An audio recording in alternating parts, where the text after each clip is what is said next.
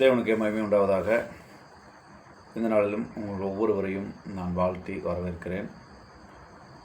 இந்த நாள் முழுவதும் தேவன் நம்ம ஒவ்வொருவரையும் ஆபத்து மோசங்களுக்கு விலக்கி பாதுகாப்பாராக. அதற்கு நாமளும் தேவனோடு இணைந்திருப்போம். தேவன் நம்மளை வழி நடத்துவாராக.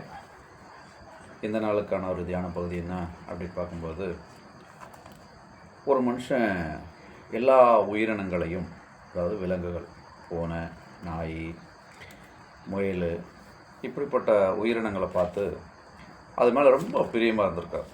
இப்படி இதெல்லாம் பிரியமாக இருந்துட்டு அவர் ஒரு நாள் வழியில் நடந்து போகும்போது ஒரு பன்னிக்குட்டி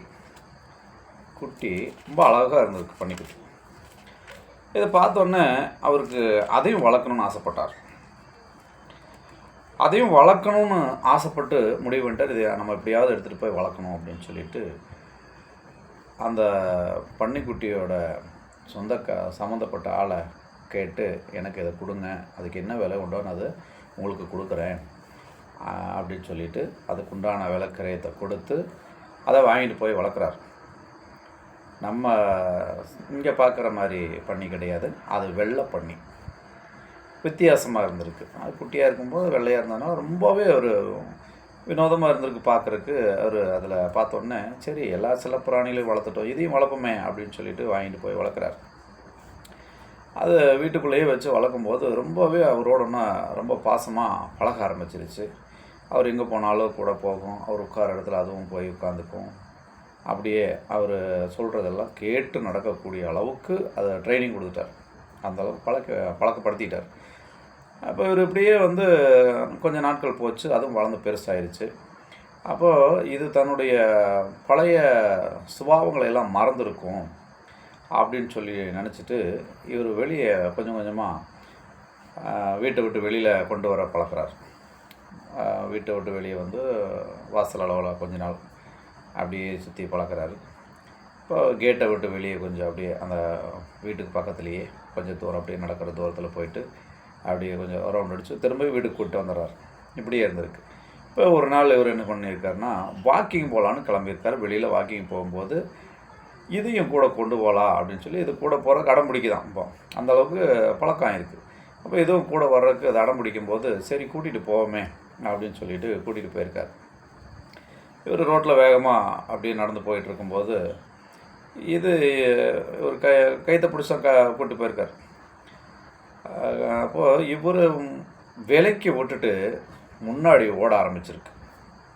இப்போ இவர் வேகமாக கூட போயிருக்காரு. ஓட முடியல, இழுத்தும் பிடிக்க முடியல, அவ்வளோ வேகமாக இழுத்துட்டு போயிருக்கு, வெறி கொண்டு இழுத்துட்டு போயிருக்கு. இது இவ்வளோ வேகமாக எங்கே போகுதுன்னு பார்த்தா பக்கத்தில் ஒரு சேரும் சகதியுமாக இருந்திருக்கு.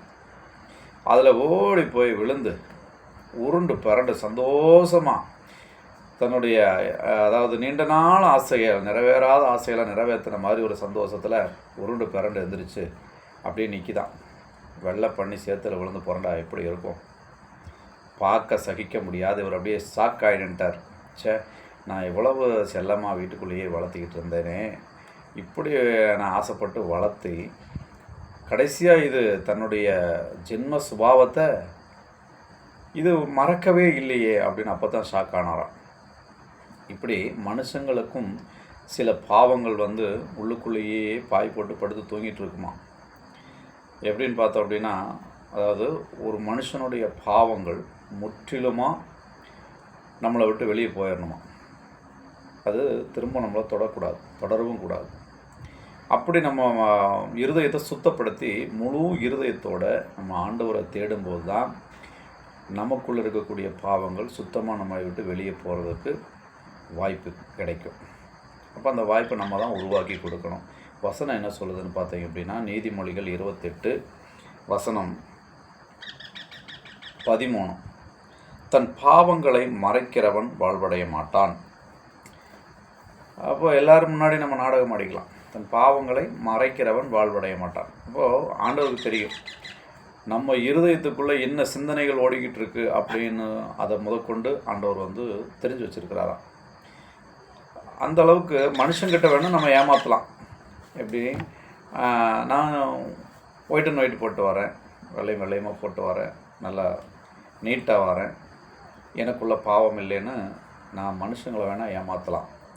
தெய்வத்தை ஏமாற்ற முடியுமா? நிச்சயமாக ஏமாற்ற முடியாது. ஆனால் அதுக்கு ரெண்டாவது ஆப்ஷன் என்ன சொல்லுதுன்னு பார்த்தோம் அப்படின்னா, தன் பாவங்களை மறைக்கிறவன் வாழ்வடைய மாட்டான். ரெண்டாவது, அவைகளை அறிக்கை செய்து பாருங்கள், அதாவது அவைகளை அறிக்கை செய்து விட்டு விடுகிறவனோ இரக்கம் பெறுவான். அப்போ அந்த பாவத்தை நம்ம ஆண்டவர்கிட்ட அறிக்கை செய்கிறதோடு நிறுத்திடாமல் அதை விட்டுறணுமா.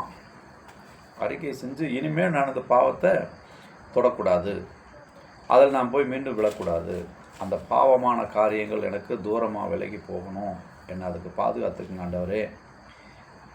பாவமான எந்த காரியமும் என்னை தீட்டுப்படுத்தாத அளவுக்கு நான் பரிசுத்தமாக இருக்க எனக்கு நீங்கள் உதவி செய்யுங்க அப்படின்னு சொல்லி, பரிசுத்த ஆவியினுடைய உதவி இல்லாமல் நம்ம பரிசுத்தமாக இருக்க முடியவே முடியாது. அவருடைய உதவி நமக்கு நிச்சயமாக வேணும். இந்த வசனம் அப்படித்தான் நம்ம புரிஞ்சுக்கணும். நம்ம பாவங்கள் எவ்வளவு கொடிய பாவமாக இருந்தாலும், மனுஷங்கிட்ட சொல்ல முடியாத பாவமாக இருந்தாலும், நம்ம ஆண்டவரோட ஒப்புரவாகி நம்முடைய எல்லா பாவங்களையும் ஆண்டவருடைய பாதத்தில் அறிக்கை பண்ணி அதை சுத்தமாக விட்டு வெளியே வந்துடணும். அப்படிப்பட்ட ஒரு பாவ அறிக்கையின் ஜெபம் நம்ம வாழ்க்கையில் ஒவ்வொரு நாளும் தேவை. அப்படி ஒவ்வொரு நாளும் நம்மளை நம்ம பரிசுத்தப்படுத்திக்கிட்டோம் அப்படின்னா நிச்சயமாக ஆண்டவர் நம்ம மேலே மகிழ்ச்சியாக இருப்பார். நம்ம கேட்கக்கூடிய காரியங்கள் எதுவாக இருந்தாலும் நமக்கு சந்தோஷத்தை தரக்கூடிய விஷயங்களாக இருந்தால் நிச்சயமாக ஆண்டவர் நமக்கு அதை மறுக்காமல் செய்து தருவார். நம்மளையே நம்ம ஒவ்வொரு நாளும் பரிசுத்தமாக இருக்க ஆண்டவருடைய வசனத்தை படித்து அந்த வசனத்தின்படி நம்மளை பரிசுத்தப்படுத்திக் கொள்வோம். தேவன் ஆசீர்வதிப்பாராக. ஜெபிப்போம். மகாதயவும் இரக்கமும் நீடிய பொறுமையும் உள்ள எங்கள் அன்பின் நல்ல தேவனே, ஆண்டவரே, தன் பாவங்களை மறைக்கிறவன் வாழ்வடைய மாட்டான், அவைகளை அறிக்கை செய்து விட்டு விடுகிறவனோ இரக்கம் பெறுவான் என்று சொல்லப்பட்ட இந்த வேத வசனத்தின்படி ஆண்டவரே, நாங்கள் எவ்வளவுதான் ஆண்டவரே மற்றவர்களுடைய பார்வைக்கு அழகாகவும் ஆண்டவரே மினுமினுப்பாகவும் இருந்தாலும் கூட எங்களுடைய இருதயத்தை ஆராய்ந்து அறியக்கூடிய தேவன் நீர் மாத்திரமே. அப்படிப்பட்ட நல்லொரு இருதயத்தை ஆண்டவரே நாங்கள் உமக்கு கொடுத்து, அந்த இருதயத்தை ஆண்டவரே பரிசுத்தத்தோடும் முழு இருதயத்தோடும் ஆண்டவரே நாங்கள் உம்மை தேட தேவன் எங்களுக்கு கிருபை செய்யும்படி இந்த நாள் முழுவதும் எங்களை நீர் பாதுகாத்துக் கொள்ளுங்க. ஒவ்வொரு நாளும் ஆண்டவரே நாங்கள் பரிசுத்தமாக இருக்க தேவன் எங்களை ஆண்டவரை நீர் பாதுகாத்துக் கொள்ளும்படி எங்களுடைய ஆவி ஆத்மா சரீரம் முழுவதும் உடைய பாதத்தில் சமர்ப்பிக்கிறோம். காத்து வழிநடத்தும் இரட்சகரும் மீட்பெருமாகிய கிறிஸ்து இயேசு மூலம் ஜெபிக்கிறேன். ஜெபம் கேளும் ஜீவனுள்ள நல்ல பிதாவே. ஆமேன். ஆமேன். இன்னும் நாளைக்கு சந்திப்போம்.